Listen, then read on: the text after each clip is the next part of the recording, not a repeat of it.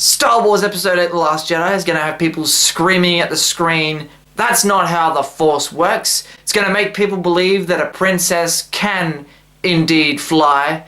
And it also contains one Snoke boy!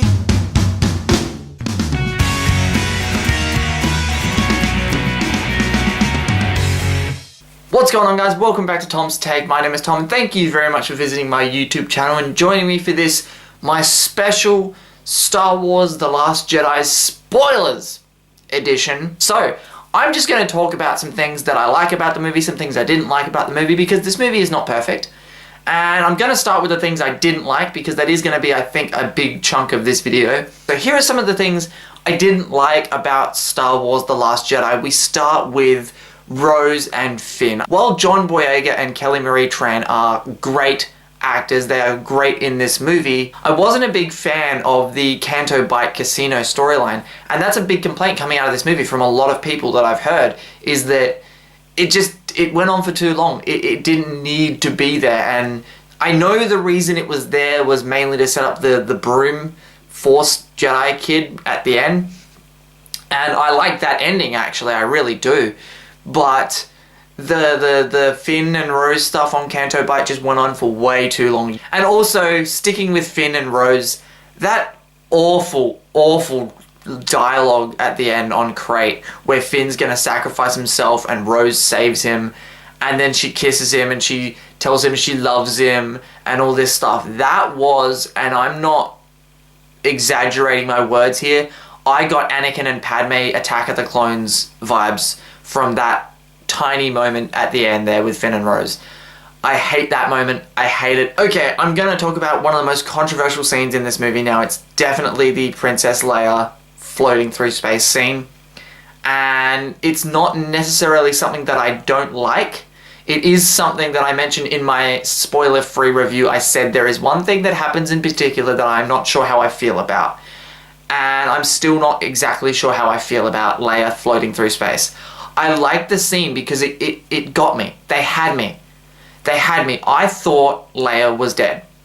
And I started to get choked up. I was like, whoa, that's gutsy.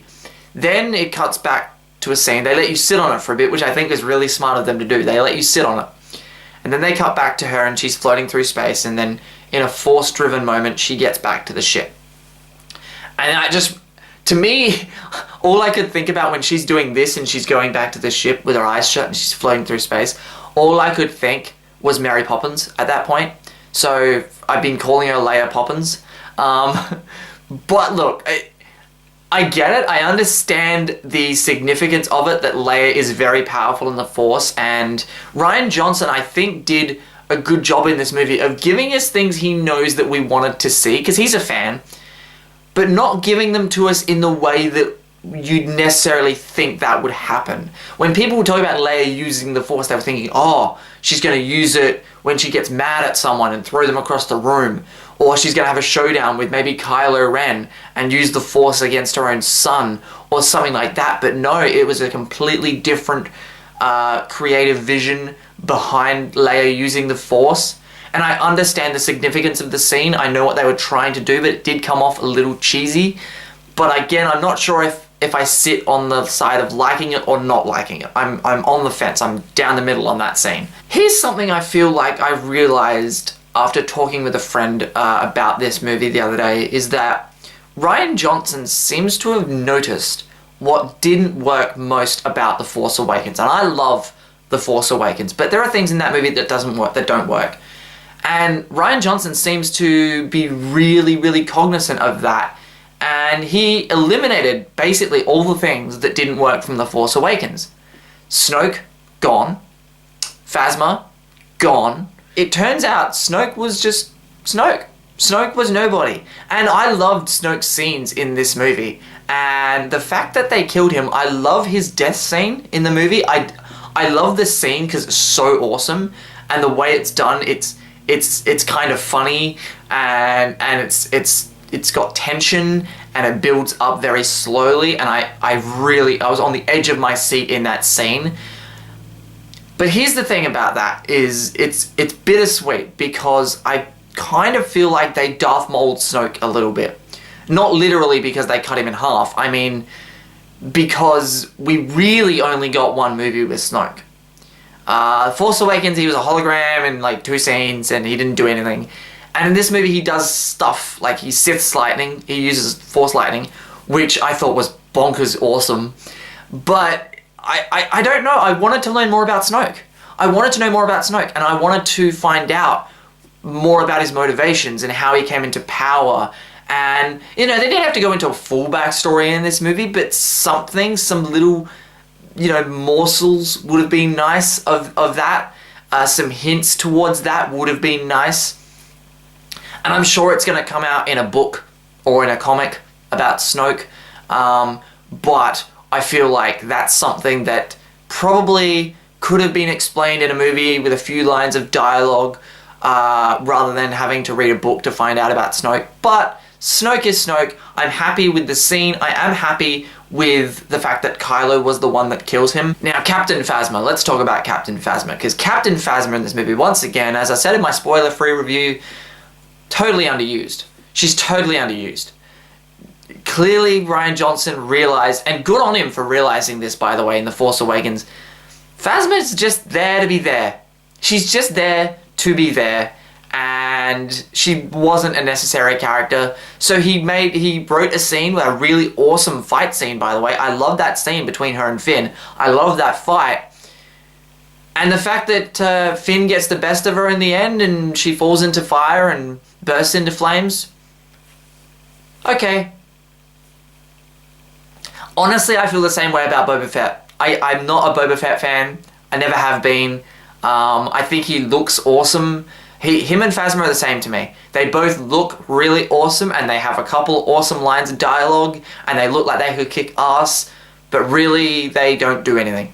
Okay, here's a big problem that I have, and this is a weird one, because this problem that I have isn't necessarily with The Last Jedi. It's more with The Force Awakens, but go with me for a second. So when I was talking about my issues with The Force Awakens in my spoiler review with my friend Ali of Star Wars The Force Awakens, I don't think I brought this up. And I never really considered it a major issue with The Force Awakens until I saw The Last Jedi. And that's the whole scene at the end of The Force Awakens where R2 suddenly wakes up because he's been in low power mode ever since Luke went away, and droids have depression apparently, and I was defending that to a lot of people for the last 2 years. People were like, oh, that's so stupid, that's so stupid. I'm like, yes, but don't worry. There'll be a damn good explanation in 8 as to why that is, as to why R2 went to sleep and why he's suddenly woken up. I thought maybe Luke through the Force has, you know, sensed that Han has died, and he's woken R2 up, and he's told him, no, through the Force he's woken R2 up. He said, right, no, now's the time. I need them to come find me. I need to help. Whatever. And that's not the case in The Last Jedi. Luke didn't do that because we know Luke had shut himself off from the Force. So that just the fact that they didn't address that at all in The Last Jedi is not The Last Jedi's fault, but it does make that moment in The Force Awakens really ridiculous for me. It makes it really just ridiculous. And I'm not gonna get over that. I really am not. Let's talk about Luke Skywalker. Let's go into some things that I like about this movie. Luke Skywalker. Let's talk about Luke Skywalker, because I love seeing, you know, he's still Luke.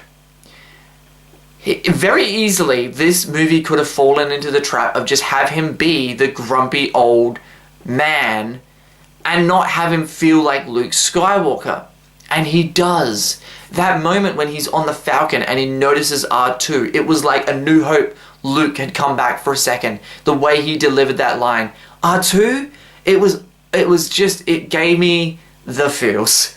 Now I have to get on to Luke's dynamic with Rey. Luke and Rey, Daisy Ridley and Mark Hamill just have such a good chemistry with each other. Their scenes together are electric. And I love when Chewie kicks down the door and Luke's like, again, New Hope, Luke, Chewie, what are you doing here? And then where's Han? That moment broke me in half. Because I thought, oh, Luke surely would have sensed it when it happened in The Force Awakens. No, because he shut himself off from the Force. Like I said, he doesn't know until Chewie shows up that Han's dead. He doesn't know that. Part of me was thinking, you'd think Rey would have said to him, because Rey knew that Han and Luke knew each other, because Han said so in The Force Awakens. You'd think Rey would have said to Luke, as soon as she gives him that lightsaber, hey, by the way, your best friend's dead. But apparently not. So, I don't know, that could be kind of a gripe for me. I think maybe she just should have come out with it outright and been like, yo, Han, like the second Luke starts to walk away, dude, Han Solo's dead. You need to help.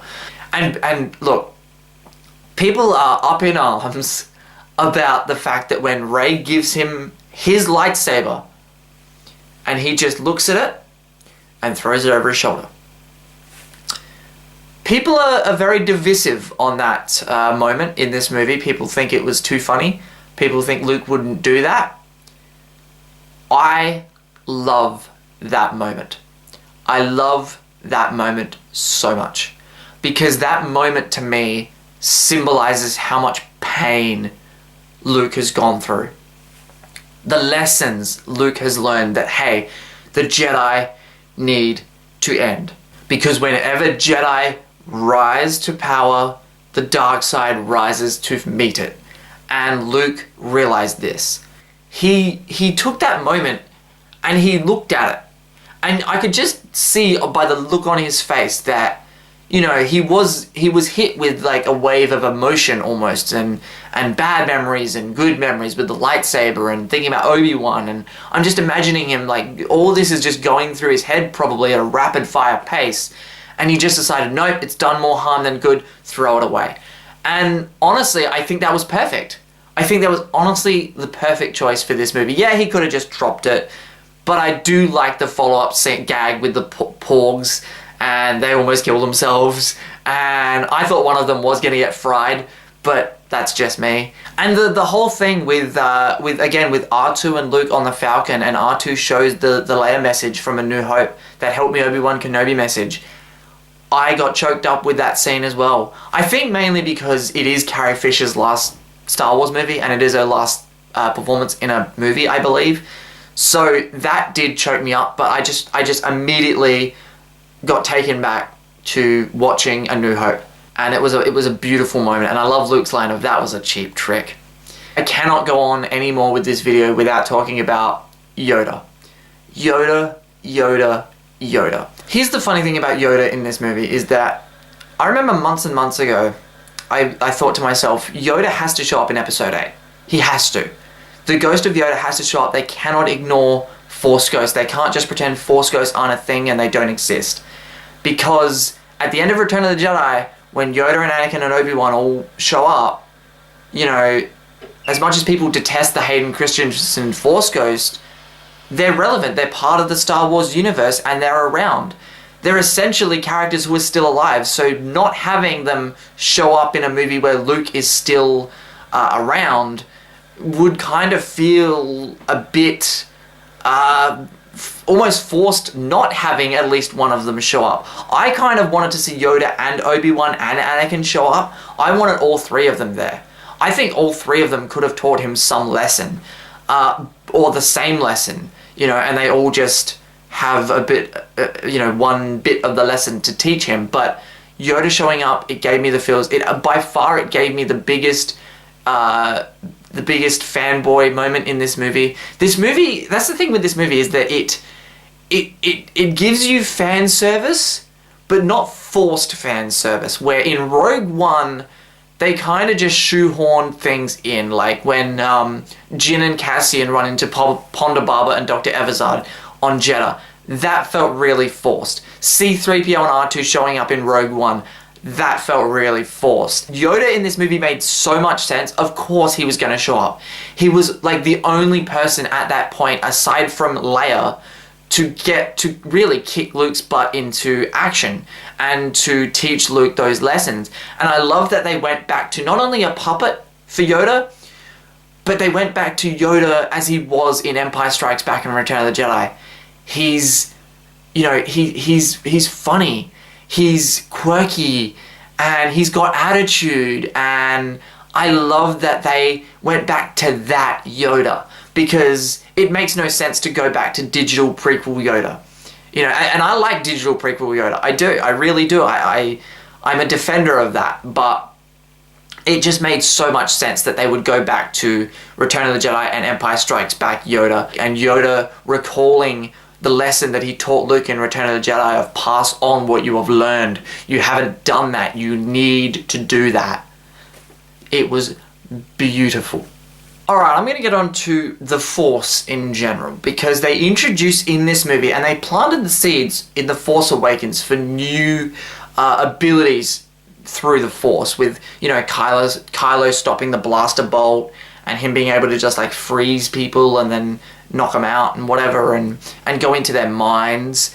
And they expand on the mythology and the lore of the Force in this movie, that, you know, you can, through the Force, if you are powerful enough, manifest your image in a different place.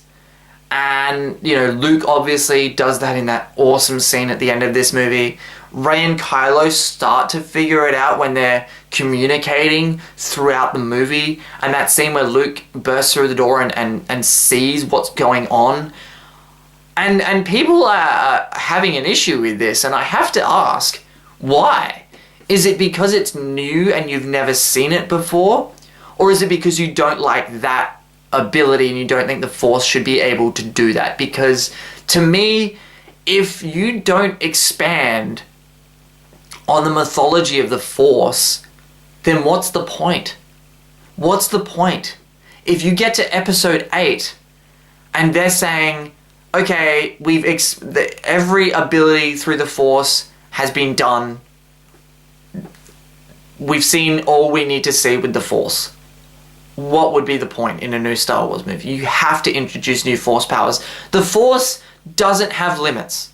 There are no rules for what the Force can and cannot do. At least in my opinion. The Force is just a thing. It can do anything. It can be anything they want it to be. There are so many possibilities. The one thing I don't want them to do with the Force is time travel. That's the only thing I don't want them to do in the Star Wars universe. But other than that, any ability through the Force that they want to put into a new Star Wars movie, I'm probably going to end up defending it, because I thought it was a great expansion of what we already know. The Last Jedi takes Star Wars as we know it. It gives us the Star Wars that we know, but it changes it up a lot. And this movie took risks, and it was ballsy. That's the one word I keep using to describe for this movie. I had a friend message me, he goes, hey, I haven't seen it yet, but what would be like one word that you would use to sum up the movie? And I said ballsy. And ballsy can be good or bad. And this movie has both. I was talking to another friend actually, because I talk to a lot of people about Star Wars, can you tell? That, you know, this movie, generally when I see a movie, I have things that I like, I have things that I don't like. It's very black and white.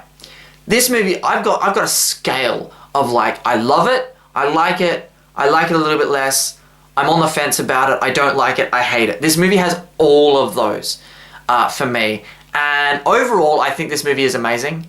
I think this movie is fantastic. It does have some pacing issues, but that's mainly because of the Canto Bight Casino stuff. The Canto Bight Casino stuff does cause the movie to have some pacing problems. But I can get over pacing issues because the rest of the movie, it's so entertaining. And I love and I applaud Lucasfilm for just going balls to the wall, just making it as different as possible, just daring to go where no Star Wars movie has ever gone before. We finally got the Luke and Leia moment. Again, not in the way that generally we wanted, because as we find out by the end of the movie, Luke isn't actually really there. He's manifesting himself through the Force. And I love that he gave Leia the dice from the Millennium Falcon.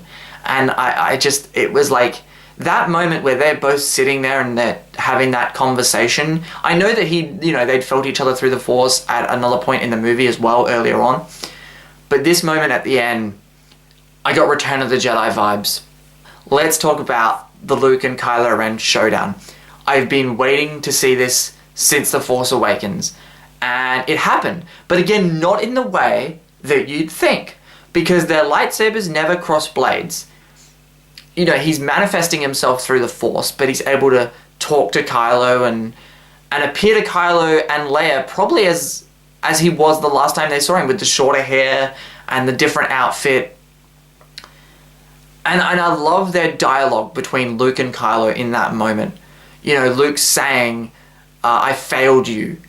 And Kylo sort of being like, yeah, well, no shit. But what got me most about that entire scene, and it wasn't, you know, their back and forth action-wise, it was Luke going, I'm going to be around no matter what happens. I'm always going to be here. And he has the Obi-Wan moment of, if you strike me down, I will become more powerful than you can possibly imagine.